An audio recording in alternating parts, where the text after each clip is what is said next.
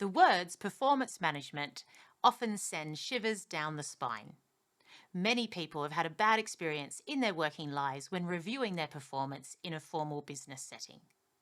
But now, with trends such as continuous feedback and the removal of performance ratings, are we finally seeing true change when it comes to performance management in organisations? Welcome to Talking HR Trends with Natal and Tom, where we explore the latest hot topics and business challenges impacting the people side of organisations. Stick around to the end for our practical tip. And if you like this video, please like and subscribe to be notified of the next in the series. Today, Tom, we are looking at the topic of performance management.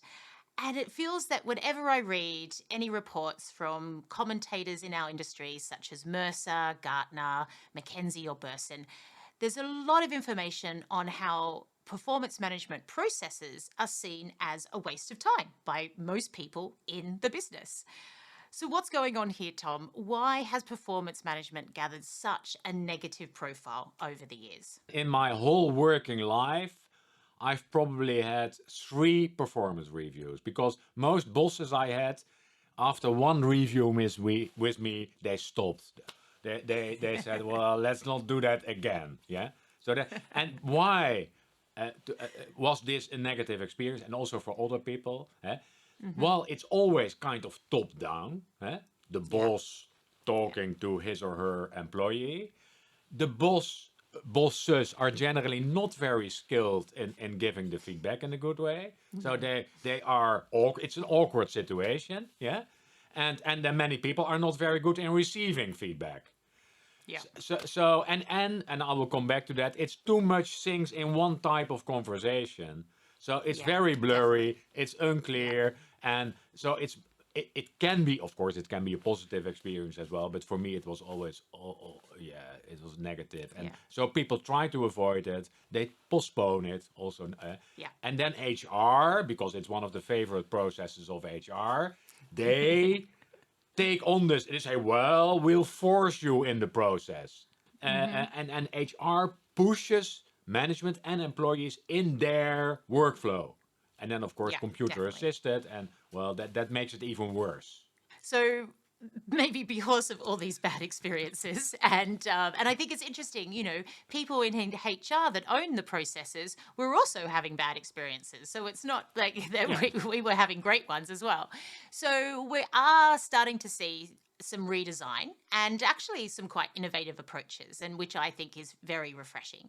So some companies such as Adobe, IBM, Deloitte, Atlassian are all starting to present new ways of doing performance management. And some of the key sort of underlying design principles is things such as delinking pay and performance, which I think is quite a powerful one, moving away from rating scales, and also looking at how do you tap more into this continuous feedback and more informal check-ins.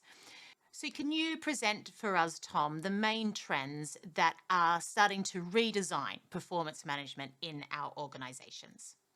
It's one process, but we can split it in different important elements. And the requirements for those different processes are different. So one is around goal setting. And goal setting not only on an individual level, but it's organizational level, it's team level, and it's individual level. That's a very valid and very important process. And most organizations need that, and many organizations these days use OKR type of processes to do that. And it's transparent, and people want it, because what is our goal? What are we doing? What is my team's role? What is my role? The second is, and that's a totally different process, that is helping people to become better. It's developmental. It's helping people in their development. Well, one is, that is a process where maybe the boss can play a role, but not the most important role. So organizing that process, do it in a different way. But what you need there, you talked about getting rid of performance ratings, but in that process, you need very detailed, granular feedback. Well, if you are good, you say to good people, well, you get a rating 5, good luck.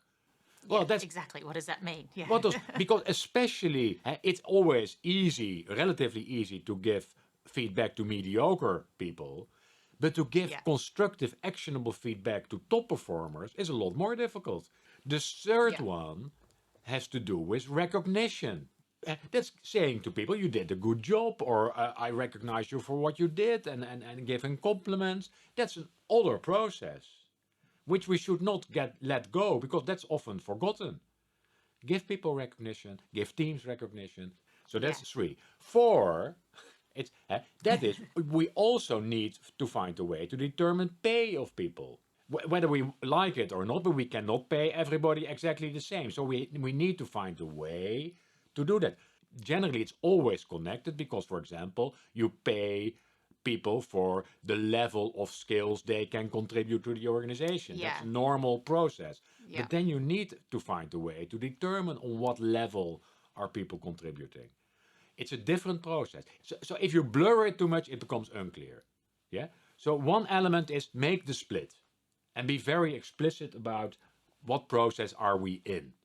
My interests are my team and the performance of my team. And I think, well, I need Yes. Natal another year in my team. Yeah. Yeah. If she leaves, I have a problem. So, Yes. well, I'm going to be a little bit careful in what I say to, yeah. So, one concern I've often had around performance management as a process is it's actually often felt like this add on, Yeah. to the day job. So, this extra task that we have to do, sometimes quite a lot throughout the year. Which actually doesn't seem to add value in itself necessarily. And what's interesting is that it's about how we do the job, but it also feels like this add on to the job. So, can you give some pointers here for HR teams and leaders that are looking to redesign performance management? How do you do it more in the flow of work? Yeah, I think also that we maybe should not put the whole burden on the organization. So, Yeah. Yeah. organization, it's your responsibility to do this. If you look at the four elements we discussed, I think, for example, gathering feedback for developmental purposes, that's something you can put in the hands of the employee and give Yeah. him or her the tools to do that. But Definitely. gather feedback, and there are numerous clever tools these days that can help people. But give that responsibility to people also. Because we already discussed that the objectives of the organization and the objectives of the individual employee are not always aligned. Yeah. So I Yeah. rather do gather feedback, do something with it, and take action. So that's one element Yes. that is important, I think. The Yeah. second Definitely. is building in routines. Yeah. The Yeah. retrospective in any agile Exactly. project, that's an important feedback moment. Let's not forget the retrospective. That can be Yeah. on a team level. That can also be on an individual level. But if you Exactly. build in the routines and do them a lot more frequent than the annual routine, Yes. so Yes. speed it up. But you sometimes also hear, oh, we only have good conversations. I don't Yeah. like that either. Yeah, Yeah. because Yeah. some conversations might be very good, but if you rely on having the good conversations, that might Yes. not happen. That might not Yes. happen. Yes.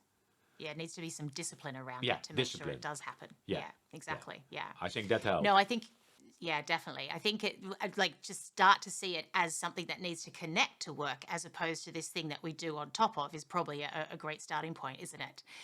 Fabulous discussion, Tom. I really appreciate your feedback on this. And I think that's really important. And I'm going to take that into our practical tip, which is let's look at performance management and first start with the question of why are we talking about performance in the first place? What do we want to achieve with this? And as Tom said, you're going to hear answers such as I need clarity in my goals, I need to know how I'm contributing to the business strategy, and I need some feedback to help me do my job well. If we go and focus on those outcomes, rather than just redesigning a process that already exists, or worse still, just following a process that sits in a HR tech system, and we actually start to build for those outcomes, you'll create something that will really energize people and it will be not seen as just a waste of time. So go after that. Thanks for your time today, Tom. Great talking to you as normal. This is Talking HR Trends with Natal and Tom. Thanks for your time today. Make sure you subscribe to be notified of the next in the series. Thank you.